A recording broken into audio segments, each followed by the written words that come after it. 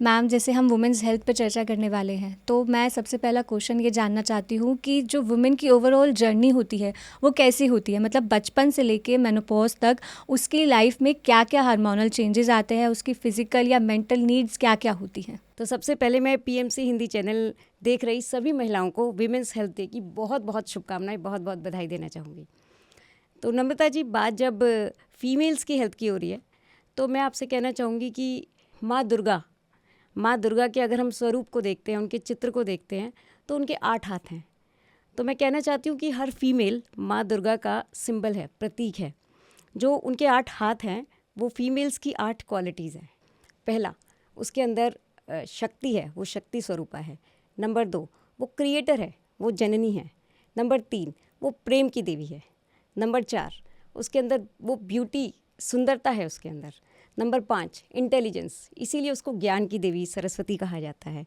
Number 6, वो prosperity का प्रतीक है, समृद्धि, इसीलिए उसको माँ लक्ष्मी के रूप में पूजा जाता है। नंबर 7, उसके अंदर डेडिकेशन है, मीरा जैसा। और नंबर 8, वो मल्टीटास्कर है, एक ही समय में वो बहुत सारे काम कर सकती है। तो क्योंकि बात क्रिएटर की हो रही है, बाकी सारी जो क्वालिटीज़ हैं वो सभी मेल्स में के अंदर भी हो सकती हैं, लेकिन बात क्योंकि ये हो रही है कि वो मेल्स से कैसे अलग है, तो अगर मैं बात करती हूँ क्रिएटर होने की, तो ये उसकी क्वालिटी है जो उसको सबसे अलग बनाती है, विलक्षण बनाती है। और इसको हम 4 फेजेज़ में अंडरस्टैंड कर सकते हैं।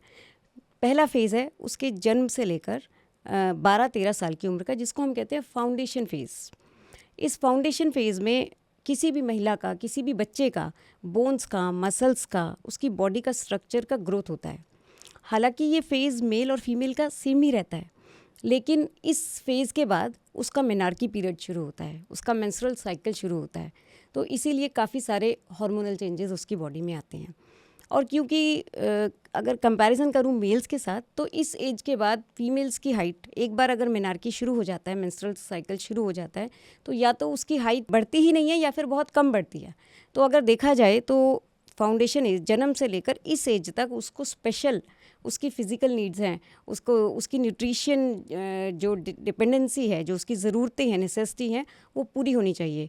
उसको फ्रूट्स और वेजिटेबल्स से भरपूर डाइट मिलनी चाहिए, ताकि उसके हार्मोनल चेंजेस में उसको कोई परेशानी ना आए। सेकंड फेज़ उसका शुरू होता है टीनेज, जब कोई भी फीमेल 13 ईयर्स से 19 ईयर्स का जो उसका फेज़ है, यही है उसका हार्मोनल सर्ज का पीरियड।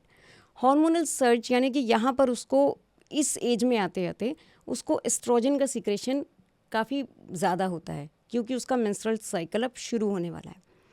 अब इसमें 2 तरीके की ज़रूरतें हैं उसकी, इस एज में उसकी 2 तरीके की ज़रूरतें हैं। फिज़िकल नीड तो है ही है, क्योंकि उसको ब्लड लॉस हो रहा है उसका हर मंथ, तो उसको विटामिन डी, कैल्शियम, आयरन, ऐसा रिच फूड उसको मिलना चाहिए जिससे उसकी ये सारी नीड्स पूरी हों। लेकिन इससे भी इम्पॉर्टेंट उसकी जो मेंटल नीड है ना नम्रता जी, वो इस एज में पूरी होनी चाहिए, क्योंकि हमारे सोसाइटी में इसके ऊपर कोई एजुकेशन ही नहीं है। अगर कोई बच्ची जो पहली बार मेंस्ट्रुअल साइकिल जिसको होती है, पीरियड्स आते हैं, उसको माँ एक अलग कमरे में ले जाके इसके ऊपर एजुकेशन दे रही है, उसको ऐसा लगता है कि मुझे कोई डिज़ीज़ हो गई, घर से अलग, ब्रदर से अलग, पापा से अलग, एक कमरे में अलग ले जाके मुझे बताया जा रहा है कि मुझे ये हो गया, तो ये कोई मुझे डिज़ीज़ तो नहीं हो गई। वो ऐसा इसको डील करती है। बजाय इसके उसको एजुकेशन मिलनी चाहिए कि बेटा ये उतना ही नॉर्मल है जितना यूरिन पास करना या स्टूल पास करना। उसको सेलिब्रेट किया जाना चाहिए, क्योंकि अब वो एक क्रिएटर बनने जा रही है। She is a future creator, she can give birth to a child. लेकिन उसको ऐसी एजुकेशन कहीं मिलती नहीं। जबकि हमारे भारत में आंध्र प्रदेश, तमिलनाडु के कुछ गाँवों में, केरला के कुछ गाँवों में जब बच्ची को पहली बार पीरियड्स होते हैं, तो उसको प्यूबर्टी सेरेमनी के तौर पे या ऋतुकला संस्कार के तौर पे उसको मनाया जाता है।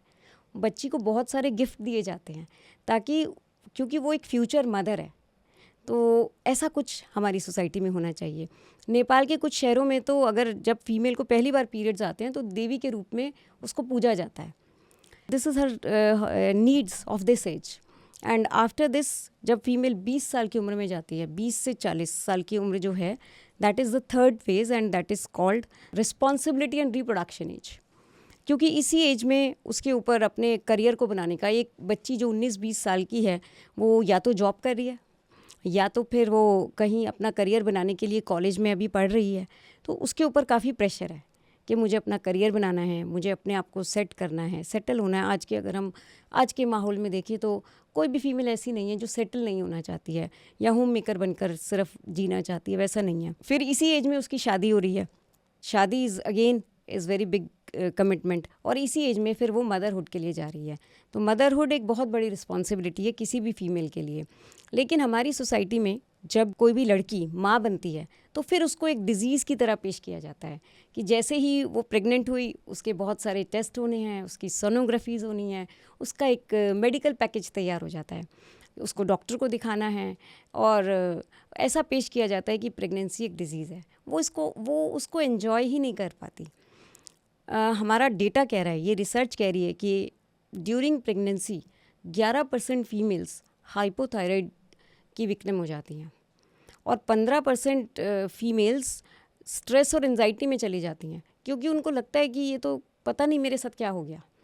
और बहुत ही हॉरिबल डेटा है कि 25% females 5 million females per year gestational diabetes का शिकार होती हैं, जो कि प्रेगनेंसी पीरियड में ही होता है, और इन सब के लिए उसकी मेडिसिन शुरू हो जाती है। तो प्रेगनेंसी एक खुशी का विषय होने की बजाय उसके लिए एक हॉरिबल एक्सपीरियंस हो जाता है, क्योंकि यहाँ पर फिर हमारे यहाँ कोई उसके लिए एजुकेशन उसको दी नहीं जाती है। और ये सब करते करते उसको स्ट्रेस इस बात का होता है कि बच्चे को मैं जन्म दूंगी तो मैं कैसे उसको गोद में लूँगी, मैं कैसे उसको फीड कराऊंगी, इसके लिए उसको कोई जानकारी नहीं है। पहले के समय में नम्रता जी, जब जॉइंट फैमिलीज़ होती थी तो इस बात की फ़िक्र चिंता कम होती थी। लेकिन आजकल जहाँ हम न्यूक्लियर फैमिलीज़ में रह रहे हैं, वहाँ बहुत सारी फीमेल्स प्रेगनेंसी पीरियड में भी बहुत स्ट्रेस और बीमारियों वाली लाइफ जी रही हैं, खुशी से नहीं जी रही हैं। जबकि मैं ये कहना चाहती हूँ कि pregnancy is not a disease, it's the matter of pride. You are going to be a creator. And after this age 40 years के बाद जो 4th फेज़ आता है फीमेल की लाइफ का, that is the transition age. इस age में वो मेनोपॉज फेज़ में जा रही है। अगेन उसकी बॉडी में अब एस्ट्रोजन, प्रोजेस्टेरोन का सीक्रेशन बहुत कम हो जाता है, जिसकी वजह से उसको मूड स्विंग्स होते हैं, हार्मोनल इम्बैलेंस होते हैं, पीरियड्स इरेगुलर हो जाते हैं, एक्सेसिव ब्लीडिंग होती है, बहुत सारे फेजेस से वो गुजर रही होती है। उसकी सेक्सुअल नीड्स ना के बराबर हो जाती है। इस समय उसको अपने मेल पार्टनर से चाहिए कि वो उसकी जो मानसिक स्थिति है उसको समझ सके, उसको अपने बच्चों का सपोर्ट चाहिए, क्योंकि इस एज में जब फीमेल होती है मोस्टली उसके बच्चे सेटल हो चुके होते हैं, वो एक अकेलापन महसूस कर रही होती है। तो इस बारे में इस समय में उसकी शारीरिक ज़रूरत जो उसको अपने फूड के लिए चाहिए, वो केयर भी उसको चाहिए, और उसकी जो मेंटल नीड्स हैं वहाँ भी उसको ज़रूरत है। उसको बहुत ज़्यादा सहयोग की, प्यार की, कोऑपरेशन की ज़रूरत रहती है।